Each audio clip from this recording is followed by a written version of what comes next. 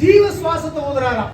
அவனுடைய சுவாசத்தை ஊதி பரிசுத்தவான்னு சொன்னா அவனுடைய தெய்வீகம் அவனுக்குள்ள வேலை செய்யல, அவனுடைய மனுஷீகம் அவனை வேலை செய்ய ஆரம்பிச்சிருச்சு. மனுஷ சிந்தனை தெய்வீகத்தையோ பரமராஜ்யத்தையுடைய தேவைகளை நிறைவேற்ற கர்த்தர் உங்களை பார்த்துக்கிட்டே இருக்கிறாருங்க. அவர் உங்களுக்காக கொடுக்கப்பட்ட வாழ்க்கையை நீங்க எப்படி வாழ்ந்துருக்கீங்க?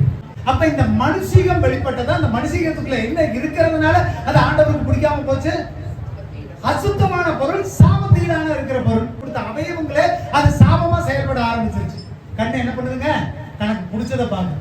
காது என்ன பண்ணுது? தனக்கு எது விருப்பமோ எது வேண்டாமோ அதைத்தான் கேட்குது.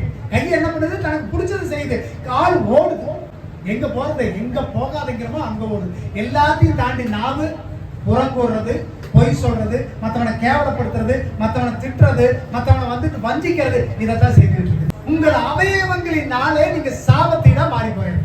கர்த்தர் சாபத்தீடானதை உங்களிருந்து எடுத்து போடி